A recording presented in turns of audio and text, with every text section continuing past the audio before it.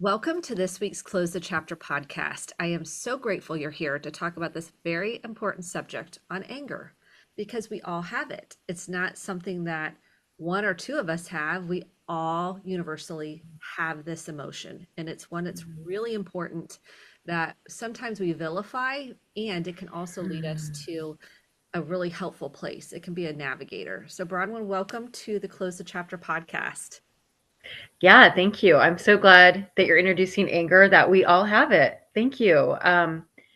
So often we think of angry people, those hotheads. I'm not an angry. I've actually had a client, you and I are both therapists. I've had a client who said at the outset, "Oh, I'm not an angry person." And I'm like, "Well, are you human?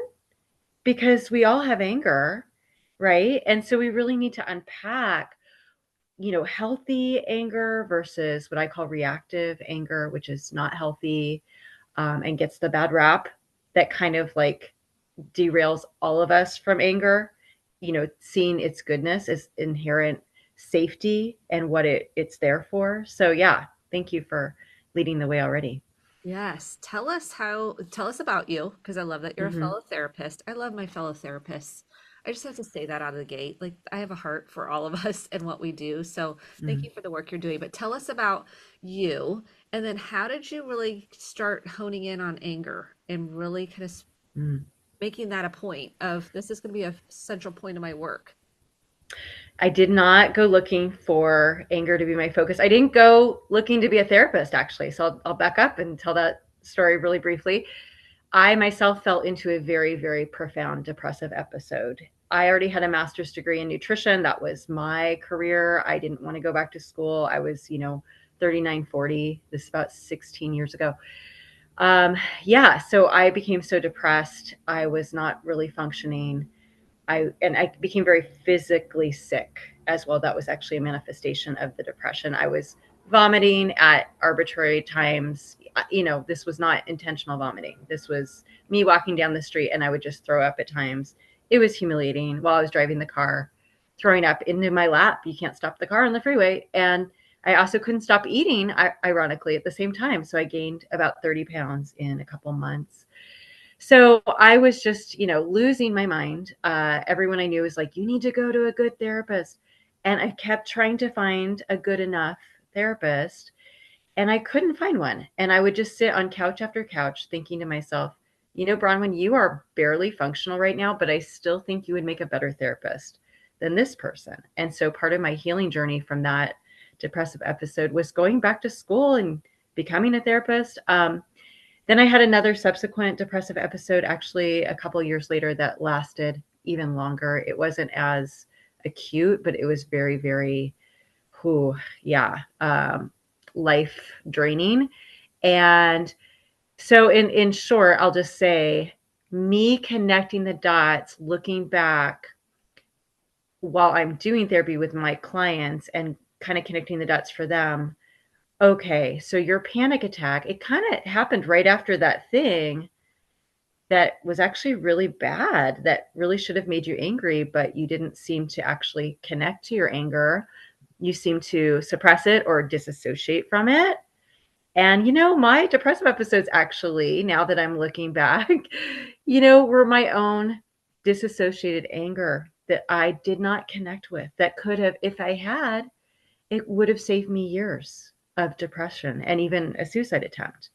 So, yeah, so that's kind of my passion for helping people connect with healthy anger because it can be absolutely life-saving. That's powerful. I don't think I've heard Mhm. anyone connect the dots on how their depressive episode was connected unconsciously, right, to a Mhm. dissociative anger, like Yeah. repressed dissociated anger. And how empowering for you to discover that. How did you figure out that this is dissociated anger? Yeah. So personally, my two depressive episodes. The first one started when we had just moved, my husband and I, and we had a small child. We moved and it was an hour and a half away, but it was like the other side of the moon because I knew no one. I knew not a single person. And I was so lonely. I didn't have a job. I had just put my daughter in school and I just was by myself all day for, the first few days, more than that. But But the first few nights I looked at my husband and I was so lonely. And I think I was, had tears in my eyes, and I was looking at him for empathy and understanding. And the look that he showed on his face was one of just complete lack of empathy. It almost felt like a look of hatred. Mm. And we have talked about it since, that he felt guilty because we moved for his job and he didn't want to feel guilty. So he withheld empathy from me in an effort to spare his own feelings. But that look for me triggered up, little Bronwyn with the mom that she grew up with that never showed empathy or understanding or attunement. And I was so angry at Steve, but I didn't allow myself to feel it. And in retrospect, if I had just said, you know what, Steve, I see what's going on. Like, you're not empathizing with me because you don't want to feel guilt for me and how lonely I am. But I need you to just look me in the eyes and say, Bronwyn, it breaks my heart to see you suffer like this, and give me a hug. And that's it. That's all you need to do. It's not rocket science. It's not going to cost you a thing. And if I had had that assertiveness and those assertive, speech that we have, that comes from our anger. We can't have boundaries. We can't have natural assertiveness. We can't bring accountability without the feeling of anger in our body. But I just disassociated from it. I'm like, I don't know why he's not giving this to me. So it could have saved us both, really. The second depressive episode I fell into was my internship. Actually, when I first started my hours, I was just a trainee, and the supervisor, who was also the clinical director, he wanted me to see a client for my a couple for my very first client ever. And I was like, I can't see a couple. I'm not trained. I don't know how to do a couple. I'm not ready. And he's like, you're going to see a couple. And I didn't allow myself to connect to my anger there, which would have looked like, you know what, Dave? I don't think this is a good fit. I think I'm going to find another, center to intern at, because you're already not listening to me right now. And this is really important. It wouldn't have meant me erupting in anger. It would have meant me just having a boundary and saying, thank you for letting me know early on that we're not a good fit working together. But I didn't do that. I stayed. And so when we don't connect to our anger, we end up betraying ourselves. And that's what I did there. That's what I did with my husband. We betray ourselves, and then our whole body gets sick. So we get insomnia, or I got physically sick, the vomiting, we get depression, we get even autoimmune disorders are now connected with all of this. We get migraines, we get digestive disorders. So all of these somatic symptoms come from us disassociating from our anger and then betraying ourselves. This is so powerful for people to hear. Like, how do Mm-hmm. you, let's say, how did you know it was anger? Like, how did you, because a lot of people can't even recognize what anger feels like. They've dissociated Mm-hmm. so much that they're like, Mm-hmm. they're afraid they're going to go into a rage, Yeah. or they're afraid what they're going to get stuck in it. So they Yeah. really, or they're going to unleash at people. So they Right. don't really, so how do we connect? How do we know, one, it's anger? Mm-hmm. You work through the fear of kind of being stuck in it. Yeah. So I will say the first response is we talk ourselves out of it, which is up here in our prefrontal cortex, where I believe our adult self lives, and our inner child lives in our body. And so we talk ourselves, we dissociate into our heads. That's what humans do so well. Mm. And so we have to stop doing that. We have to say, you know what? I'm not going to dissociate into my head right now. I'm not going to talk myself out. I'm just going to allow myself to feel my body. Feelings are not right or wrong. They are not good or bad. We don't judge feelings. We can judge our actions, but why would you judge a feeling? It's involuntary, and it's actually there for a reason. It's there to give me wisdom, and I can choose how to proceed. So if we can kind of do psycho ed on ourselves, I'm not going to talk myself out of this.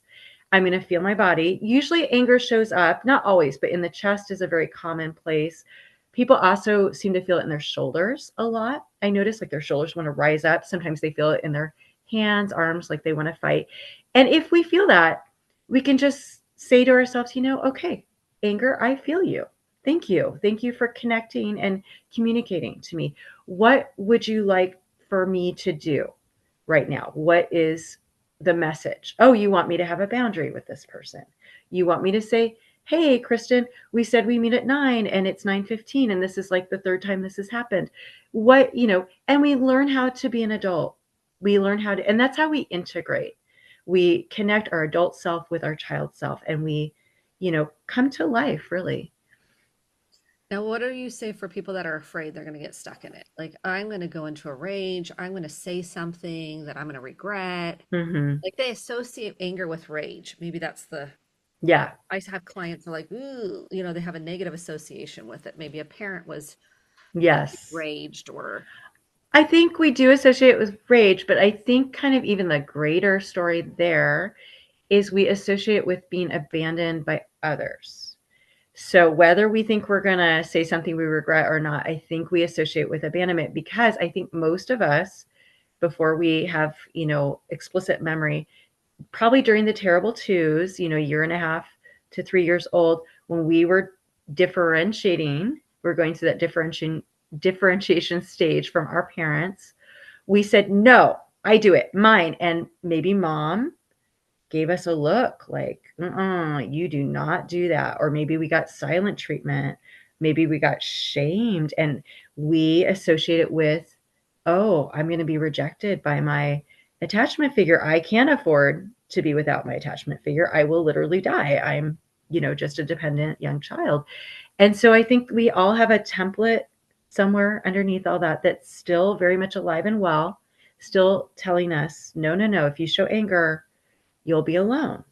And the truth is, you will, but the people who will leave you are the toxic ones. And the safe people will hear you and listen and say, okay, tell me more, help me understand. And we can also trust ourselves to learn how to channel that anger out in healthy ways. So it's also about us trusting ourselves. I like this connection to anger is really connected to fear of abandonment and being alone. Mm-hmm. Yes. How do we work through that? So if someone says, I'm scared. I'm scared that I, yes, those healthy people will stay, but those unhealthy people will go. But I have something inside my body that says, don't do that. How do you help Right. people work through that? So, yeah, so this is kind of why I have my podcast. So it's called Angry at the Right Things. I don't mean to shamelessly promote it, but I do have what I call integration exercises where I lead listeners through. This is what I do with my clients, and I want to get it out to the public that we can all do this for ourselves as well as other therapists to use. Because I was trained in EMDR. I actually kind of came up with this integration exercise. It's so much faster and cleaner and simpler, and it is powerful. And I do it on myself. It takes a few minutes, literally. And I have done it with my husband, with my daughter. I have clients who do it on themselves now at random times, and they will do it on their spouses and with people in their lives too. So, all that to say, we integrate. That is our adult self connecting with our child self to unlearn that myth that anger is going to allow us to suffer needlessly by being rejected or abandoned, and to learn that, you know what, little Bronwyn, adult Bronwyn is never going to abandon you. I'm always going to be here. And I'm sorry I've abandoned you in the past. I'm sorry I have allowed you to be so alone and so desperate. But I'm not going to do that anymore because now you're my priority. And now that you have me, now that we have each other, you know, anyone who is fortunate enough to be in our lives is a bonus now. They're just a bonus because we are whole together. And so that's just a little window of what that is. But once we can start integrating healing and becoming whole ourselves, we're like, oh, I don't actually need this person to like me. I don't really care, Which is freedom, which is which freedom. is freedom. That That's is like right. where you get to the other side. I love inner child work. We will link that episode. Do you have a specific episode that you're doing the integration? I do them on quite a few. Probably every third episode, I'll do one. Okay, because we'll link maybe that in the show notes. So if someone is interested in that, let's talk about anger as somebody that may be stuck in anger. Like they're angry Mm-hmm. and they're angry and that's their go-to emotion. Yeah. Talk about that a little bit. Yeah. So that is, what we call the hotheads, the angry people that get all the sensationalism. Those people are what I call reactive anger. It's not the healthy anger, which I believe is usually at a parent that they have refused to do the work on, to own, to admit, and to process. And so that spring of anger is just kind of erupting at everyone around them. And it's so unfair. And, we all do this to some extent. So if, for example, during the time I didn't have that boundary with the supervisor at the clinic where I was working, I had anger with him and I was dissociating from it. It was leaking out on my daughter. And that's not fair. And that's what anger does. If we're not responsible with our anger to the source, with the source of the anger, it will leak out. And so, someone who is like an angry person, so to speak, they have not dealt with the source, the true source. They're in denial about that. And so, it's leaking out everywhere they go. I like this distinction between reactive anger and Mm-hmm. healthy anger. Let's Mm-hmm. talk about the two and how you Yeah. define each of those, Yeah. listeners. Reactive anger also I see as kind of like a tell. So if I am saying, let's say I'm working with a client and I'm reflecting like, wow, it sounds like, when your mom said that wasn't okay. Or maybe I'll say something to the client like, did you think about how that might have felt when you said that? And then their reactive anger shows up. To me, that's a tell that they know it's true. That's how I know we're getting to some place that they think is true, but they're in denial of it. So when we have someone who has reactive anger in our life, it's almost like, that Shakespeare quote, like, me thinketh thou protest too much. It's like, wow. So you're saying no, that's not true, but you're so angry right now. It feels like we're getting really close to something that you really don't want to admit is true, right? Does that make sense to Makes you? perfect sense because you're getting Okay. closer to the truth. Like there's a, Hmm. and it could be tapping into shame. Would you say that? Like someone's shame Yeah, could be coming back? absolutely tapping into shame. Always. Denial is always around shame. I don't think we have denial unless there's shame there. Yeah. So you could see that reactive anger as, oh, we're hitting someone's shame. Could it be guilt too, or just shame? Yeah, I don't we sometimes go to great lengths to distinguish between guilt and shame, and I actually see a lot of overlap with my clients and then just people. I'm not sure they're as distinct as we make them out to be. But yes, shame, guilt, things people don't want to admit, they will get really angry, reactively angry about. Hmm. How about if they feel like you're judging or mislabeling them? So if let's say someone's like, you did this, and you're like, I didn't do that. Yeah. How So about then that type of anger? yeah. So for me personally, that never makes me reactively angry because I know I didn't do it, right? But if you're naming something that I kind of know that I did, I'm going to be like, so yeah, that's kind of what I think So you still happens. connect it to truth. Like I do. there's still a truth there that you don't want to connect to. And so that's Yes. reactive anger. That's reactive anger, which is not healthy anger because shame. So going back to the shame piece or the toxic guilt, whatever, shame I see not as an emotion, but a feeling. And here's the difference in my book. Most of the word emotion is the word motion. And I think emotions are there to move us in a healthy, productive way. So that's what anger does, and all the emotions. But shame doesn't move humans. It just makes us stuck. It actually debilitates us. We don't move at all. And the other thing is humans are born into the world with the whole gamut of emotions, but there's no shame. Shame is not native to humans. It comes from other humans. mainly our attachment figures, our primary caregivers, that say, no, Kristen, that's not okay when you have a boundary with mommy, right? And then there's shame.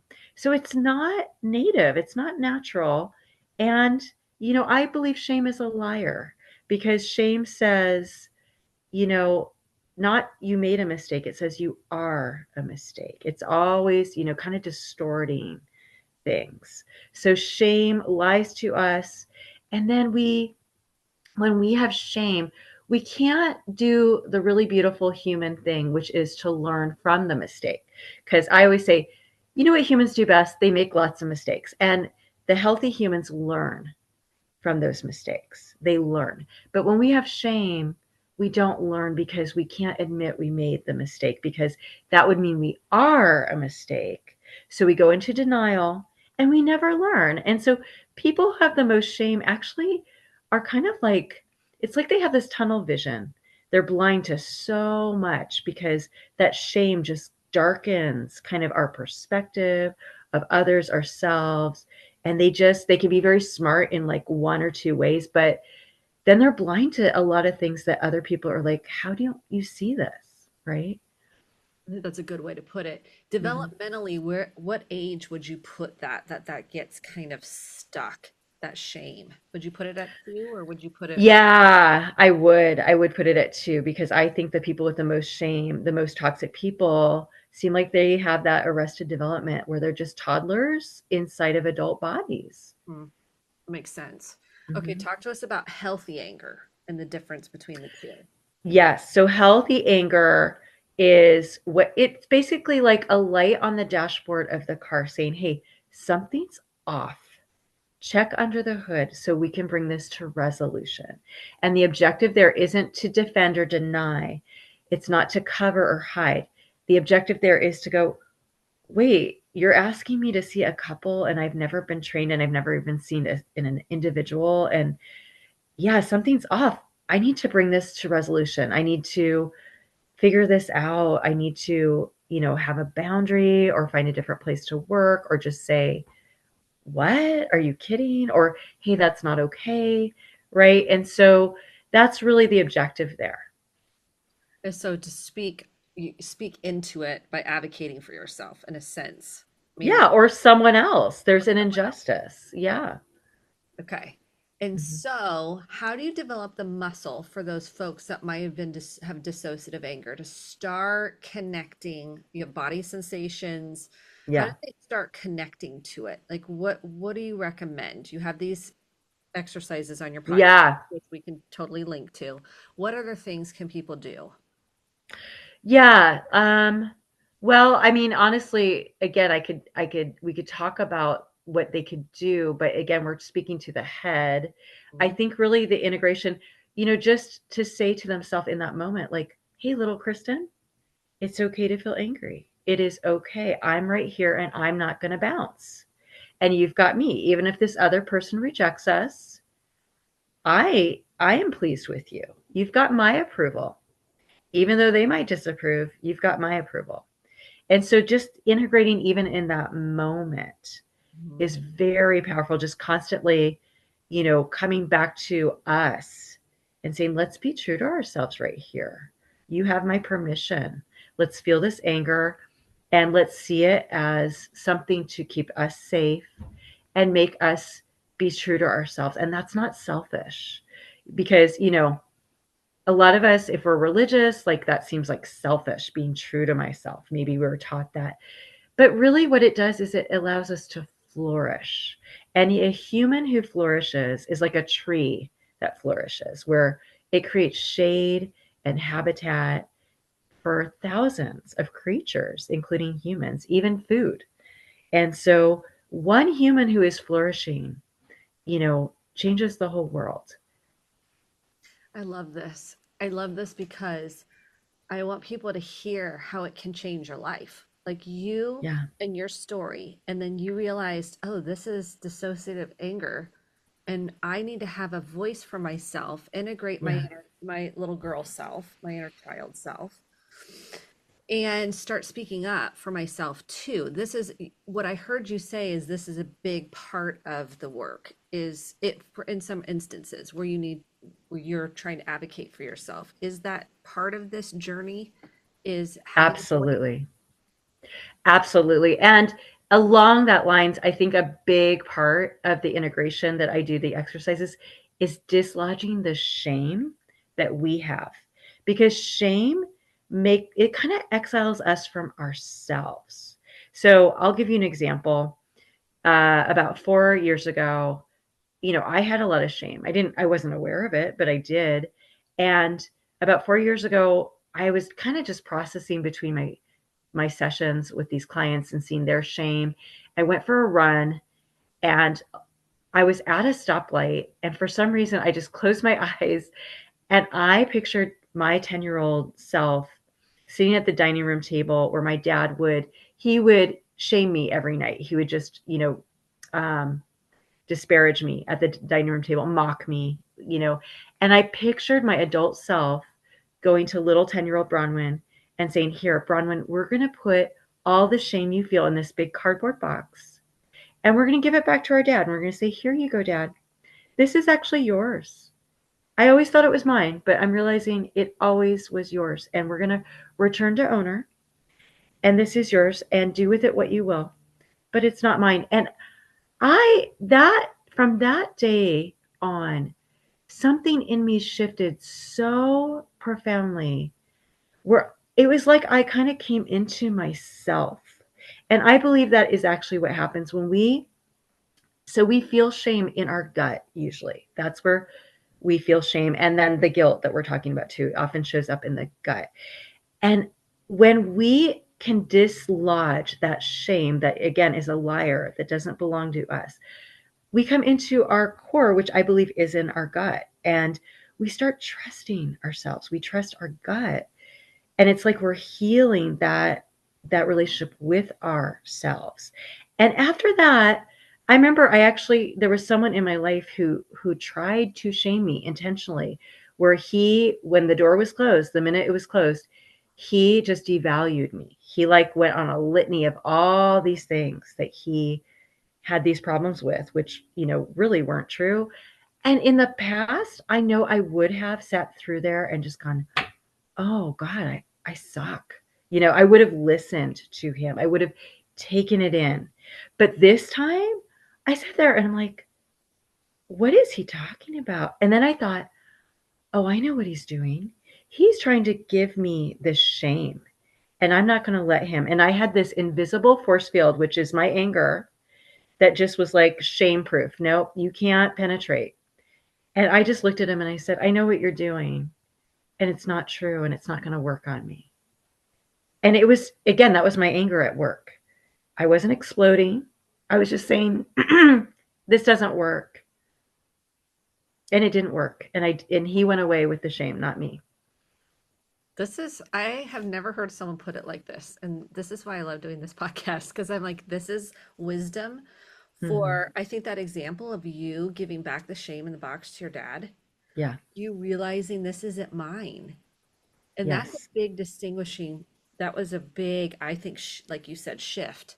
Like, oh, this Big. isn't my shame. This is your shame that I've carried, and now I'm going to give it back. Yes. And then that led you for a more empowering, I mean, then you could see when that same pattern was happening with other people. Yes. It sounds like you were able to kind of connect, oh, this, I know what's happening here. I'm not going to take on this shame because it's not true. That's deep work. I mean, to get to that point. Right. And so that's what I also incorporate in those integration exercises. I have our adult self do that with our child self and give it back. It's usually to the parent, which doesn't mean our parent was all bad, but we do get shame. So shame is like the natural residue that comes from feeling unseen, feeling neglected, invisible, or outwardly rejected or abandoned in any way. It's just the residue that comes from that.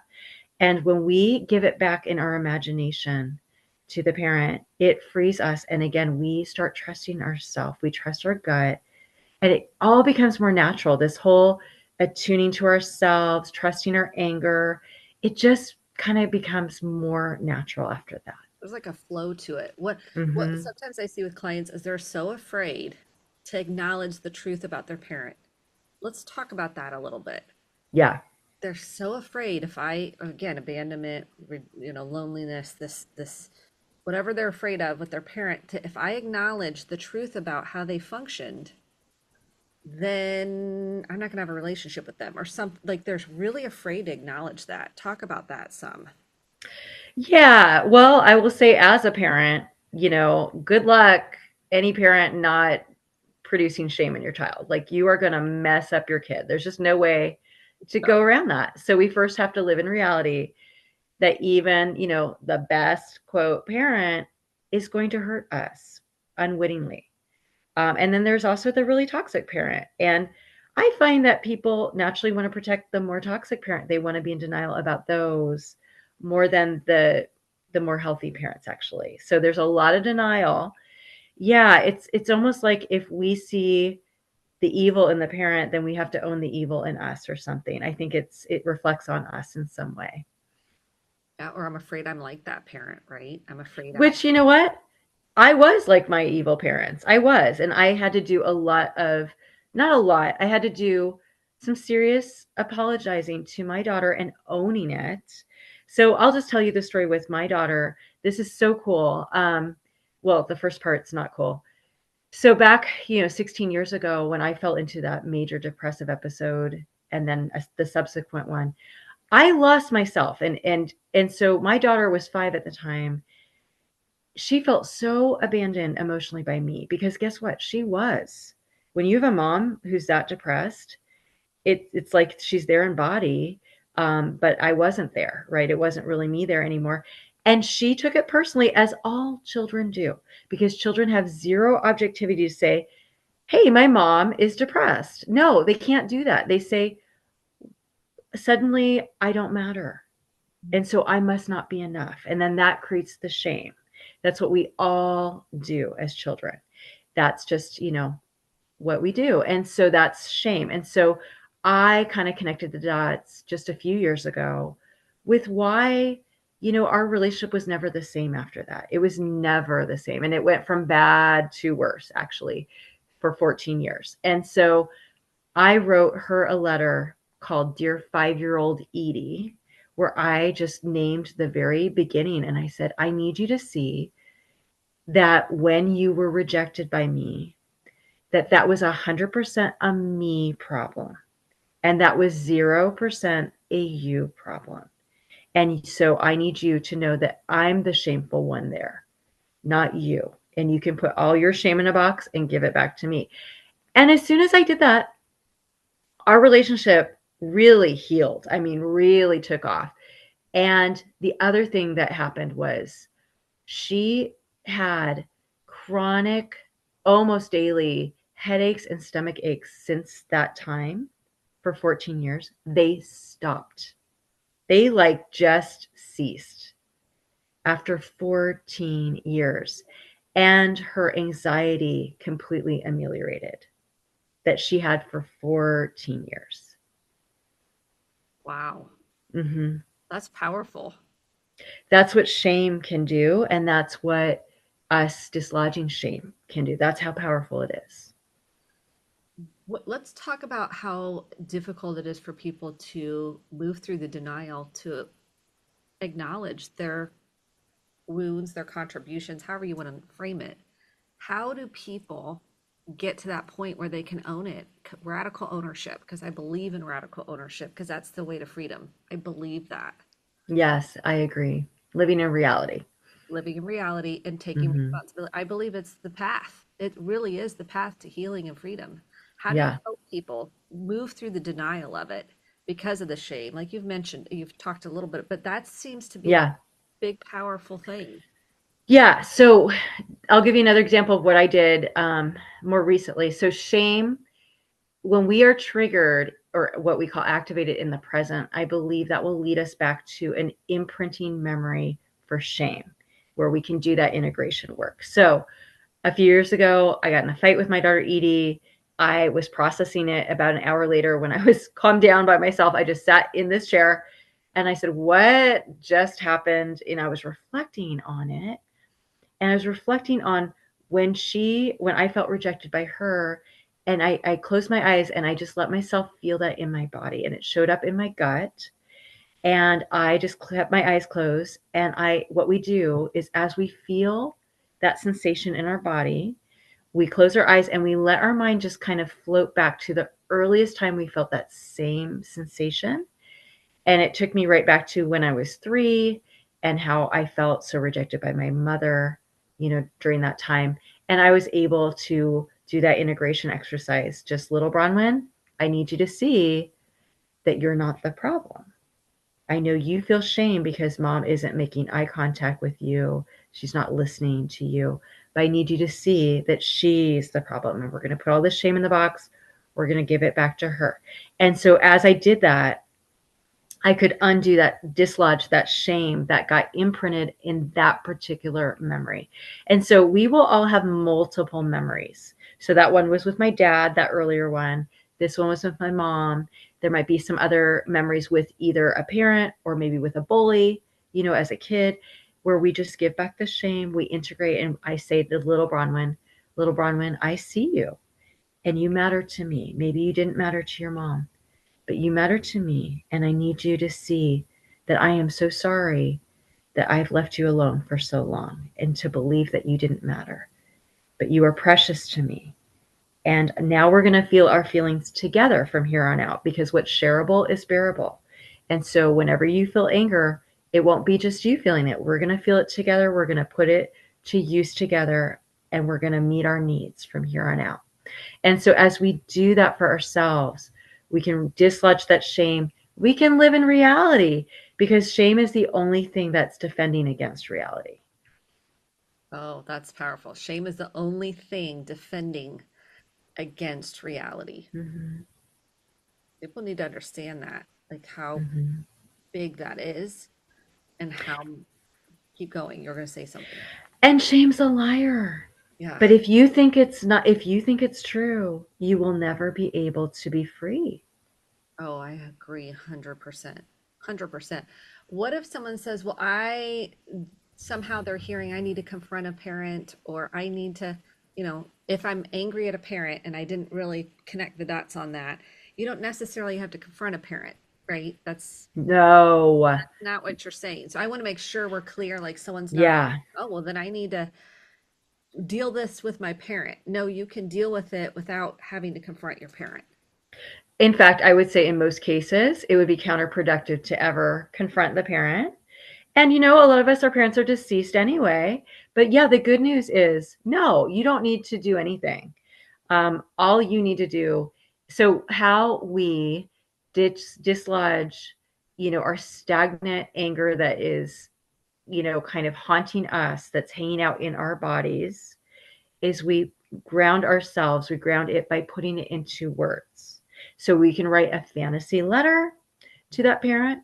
We can just say it in, real time. I do that with my clients in our sessions. I'll say, so you're feeling it in your chest. What does your chest want to say in fantasy right now? Raw and uncensored. We put it into words. And when we do so, we are literally expressing it out of our body. We are externalizing that stagnant anger that was making us depressed, that was making us anxious, that was giving us insomnia or headaches or digestive illness. We're now, externalizing it into the ether. And now we're more free. We're getting more and more and more free. But no, we don't have to do anything to anyone. We don't owe anyone an explanation. I love that. Mhm. What have been the most helpful books that you've read or resources that have helped you? Yeah, I can't think of a whole lot of books. I do love Glennon Doyle's book, Untamed. I don't know if you've read that. Oh, yes. Yeah. But that's kind of her memoir of her journey. I guess I learned through other people's journeys. Yeah. Yeah, that's good. Is there anything we didn't cover that you felt like is important when we're talking about anger? No, I feel like we covered a lot of ground. Yeah. I love this conversation, Bronwyn. I love it so much. Where can people find you? And we'll link to your podcast. Where are all the places if they're like, I really like her, what she's sharing? Yeah, so my podcast, and then I'm on LinkedIn, Facebook. Oh, I have a YouTube channel. That's probably a good place. I post all my podcast videos on there.